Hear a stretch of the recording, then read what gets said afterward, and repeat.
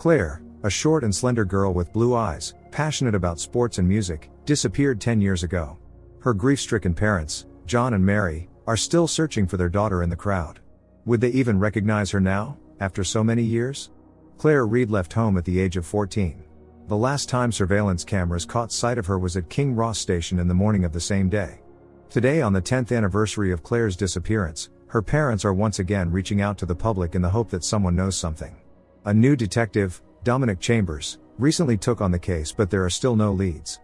Despite everything, John and Mary continue to believe their daughter will return. In the evening during dinner, John told his wife that he had taken on a new project. Mary, who works as a kindergarten teacher, shared stories about her day in return. John, knowledgeable about technology, often reminisces about showing his daughter how various mechanisms work. He once gave her a model train as a gift. Mary struggles just as much, talking to the daughter's photograph every night before going to bed. Whenever they leave the house, the couple ensures that flyers about Claire's disappearance are always prominently displayed. John recalls how in the initial days after Claire vanished, his wife refused to eat and began relying on sleeping pills. They both lost the meaning of life. While Mary was at work caring for children, John, an electrician, received a call to fix an electrical panel at a hair salon. He struck up a conversation with one of the employees, noting that she was about the same age as his daughter. But the young woman was not local and hadn't heard about Claire Reed. Later on the street, witnessing a quarrel between a couple, John remembered his wife's words, that if they had been gentler with Claire, she might not have run away. At one point, John noticed a girl who looked strikingly like Claire and ran after her, ignoring everyone and everything around him. However, the girl disappeared. Unable to get the image out of his mind, John drove around the city that evening. He eventually stopped at the cafe owned by his old friend, Bella. They embraced.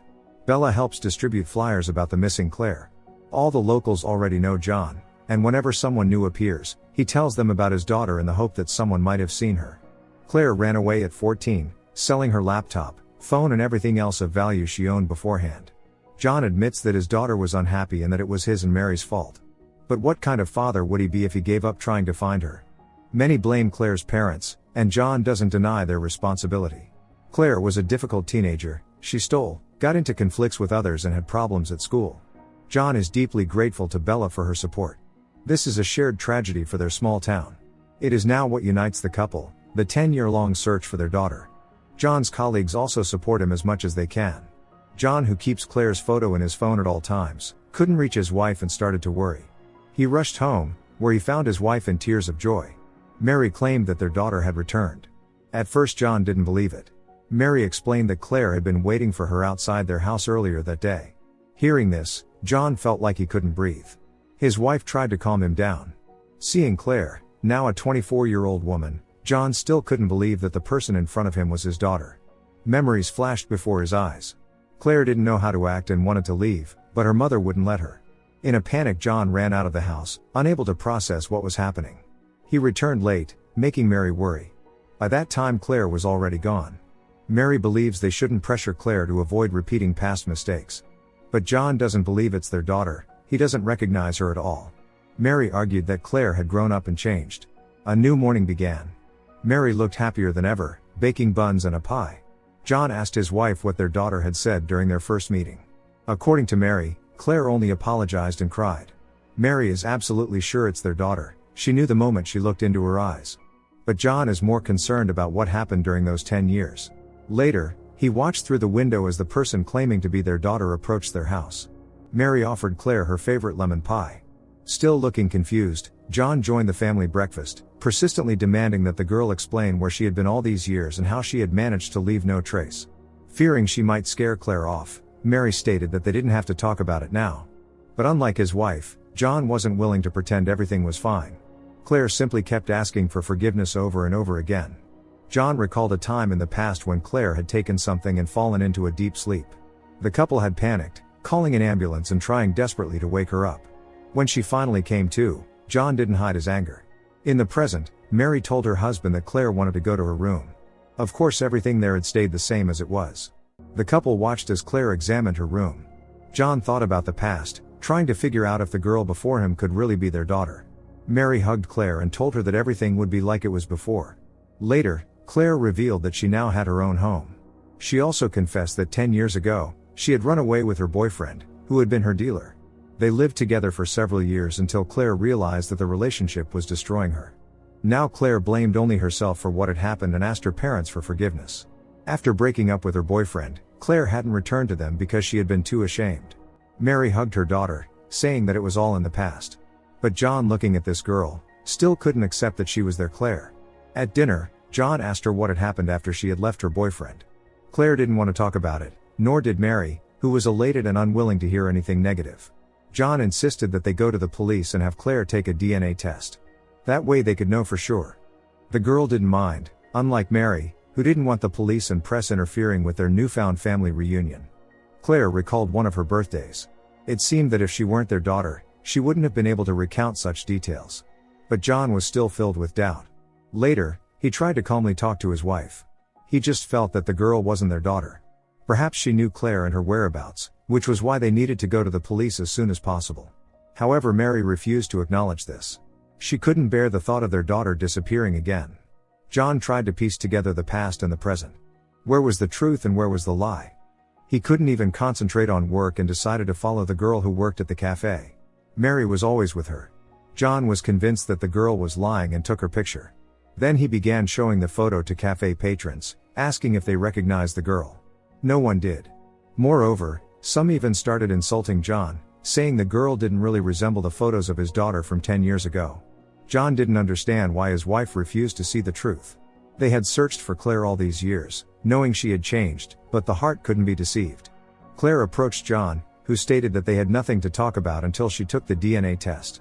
The girl agreed, though she understood her mother wouldn't be happy about it. Before leaving, the girl handed John a gift, the model train, her childhood toy. John didn't know what to do. Who was this girl, and why didn't his wife see the deception? Mary remained adamantly opposed to contacting the police, insisting that they were lucky. They had waited 10 years for this. But John continued to insist that this wasn't their daughter. Whoever this girl was, she might know where the real Claire was now. Mary wouldn't change her mind, doing everything possible to restore her relationship with Claire. They could be a family again. Detective Chambers called the couple, stating that they had a lead: surveillance footage from 7 years ago. Facial recognition software had detected a possible match, but only Claire's parents could confirm if it was really her. Mary didn't want to watch the footage, believing it was pointless. She didn't want to relive the nightmare they had endured for the past 10 years. But John insisted on watching it. The video was blurry. Mary immediately declared that it wasn't Claire and walked away. John went to the address where the footage had been recorded and found out that Claire was last seen there about 7 years ago. She introduced herself as Jasmine. No one knew her boyfriend's name. John showed up at Claire's workplace, demanding the truth and asking her to stop tormenting them. Mary stood up for Claire, asking her husband to stop. But he kept repeating that this wasn't their daughter. Suddenly Mary admitted that she knew this wasn't their daughter. Moreover, she was certain that Claire had been dead for a long time. Yes, she ran away from home, but she hadn't been so unhappy as to leave forever. Claire would have come to her senses and returned. If she didn't, it could only mean she was gone. This girl who was pretending to be Claire must have known her, but it didn't matter anymore. Mary was ready to turn a blind eye to the truth and live in the illusion that their daughter had come back. John refused to accept that their real daughter would never return to them and broke down in tears. Mary hugged him. This wasn't supposed to happen. No parent deserved this. The couple sat in the car in silence for a long time. All these years John had been Mary's support, never letting her lose hope. But now he was broken. That evening they had dinner together as a family. Mary shared that Claire had enrolled in a hairdressing college as a part-time student. Of course John couldn't genuinely feel happy for Claire, knowing she was just a liar. And nothing could change that fact. Mary was genuinely trying, but for what? Later, John directly asked the girl if they really meant that much to her. They celebrated Mary's birthday at a restaurant, playing the part of a happy family. After the celebration, Mary thanked her husband for doing all this for her. The couple confessed their love for each other. One day John met with Bella. When she asked how he was, he replied that everything was fine. Meanwhile, Mary wasn't worried about anything, enjoying shopping with Claire. At home, everyone preferred to act as if nothing unusual was happening. After dinner, Claire approached John and admitted that many years ago, she had met Claire in Manchester. They had looked so much alike that many people thought they were twins.